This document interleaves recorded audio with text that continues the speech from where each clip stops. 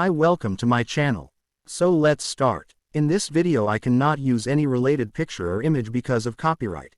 My regarded partner Christy Lemire opened her survey of Spider-Man Into the Spider-Verse with a statement from her kid inquiring as to whether he could see it once more, so I believe there's some collaboration inciting my 9-year-old to open this one. That may be the best film I've at any point seen. Spider-Man Across the Spider-Verse explodes onto screens this week, building on the foundation of the masterful Spider-Man Into the Spider-Verse, with stunning animation, unforgettable characters, and complex themes. The first note I took after seeing it was, so much movie. Like the work of a young artist who refuses to be restrained by the borders of the frame, Across the Spider-Verse is loaded with incredible imagery and fascinating ideas. It is a smart, thrilling piece of work that reminded me of other great Part 2s like The Dark Knight and The Empire Strikes Back. Like those films, it leaves viewers anxiously anticipating the next chapter, which will come in March 2024, and it earns its cliffhangers by grounding them in a story of young people refusing to submit to a concept of what a hero's arc needs to be. Across the Spider-Verse opens just over a year after the action of the first movie. Gwen Stacy, Haley Steinfeld, is back in her universe, trying to keep her identity secret from her father, George Shea Wiggum. When an alternate version of the villainous Vulture, Jorma Taccone, drops into her reality, the bad guy ends up trailed by the intense Spider-Man 2099, Oscar Isaac, and confident Spider-Woman, Issa Rae. They reveal to Gwen that they're part of a secret spider society that has been cleaning up inter-universe messes, capturing villains who end up in the wrong one and sending them home again. When Gwen's identity is blown with her dad, she joins the Spider crew, correcting the errors of multiverse. Of course, fans will remember that Miles Morales, Shamek Moore, is essentially one of those errors. The Peter Parker of his universe died trying to save him, and the spider that bit Miles was never supposed to be there.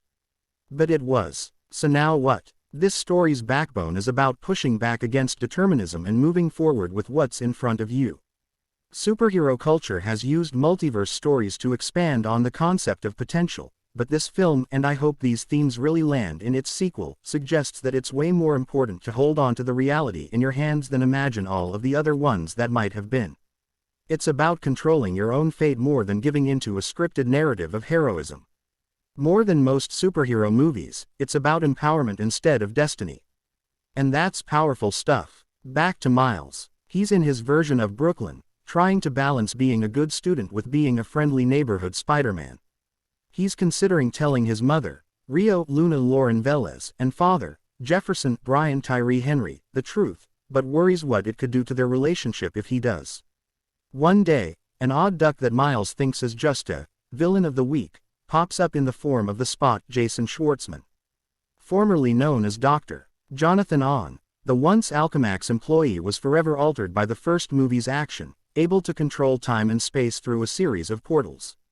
At first, it's kind of cute how he tries to steal an ATM with a portal, but the Spot ends up being significantly more dangerous as his powers grow, opening passages that can destroy worlds. Naturally, the emergence of the Spot gets the attention of the Spider Society, which sends Gwen and company back into the life of Miles Morales. The first sequence of their reunion is an absolute marvel as the two characters swoop and swing through the city, flirting their way through the sky. It culminates with a series of shots high above the city as the pair sits upside down, the skyline inverted behind them. It's a quiet sequence in a movie that's often very loud and a reminder of the film's stunning visual confidence, just as striking in its calm as its noise. If the first film interrogated who gets to be a hero, the second film takes that further to ask how heroism is defined. Why does every hero's arc have to be the same? Why does so much superhero mythology lean into the idea that it is only through tragedy that heroism can be born? In an era when superhero movies have taken over the culture, writers Phil Lord, Christopher Miller, and David Callahan use animation's freedom to unpack the structure of a world they know and love. It's a script that earns every one of its 140 minutes, almost overwhelming in its abundance of ideas. To be fair, my youngest also turned to me at one point and said, "I have no idea what's going on." He said it with a smile. Of course, most will remember its imagery more than its ideas. Directors Joaquin Dos Santos, Kemp Powers, and Justin K. Thompson built on the first movie's aesthetics with one of the most strikingly conceived and executed animated films ever made. From the very beginning, the animators are using their form to do things that would never be possible in the MCU, and the art of Across the Spider-Verse feels even more self-assured than the first film. It's not just that every action sequence would cost $500 million in a live-action film. It's that this freedom has been employed artistically and cohesively instead of just extravagantly. Even in a film where characters defy time and space with every leap and dive, the choreography of the action is easier to follow than some of the Hollywood blockbusters released already this season. There's a true craftsmanship to the action that's breathtaking, especially in a late sequence when Miles breaks free from what the canon says he has to be. It helps greatly that the entire cast here brings their vocal A-game. There are so many celebrity voices here, including a number of cameos only villains would spoil, but I want to give some praise to Shamek Moore, who finds the perfect register for the odd intersection of youth, manhood, and heroism in which Miles finds himself.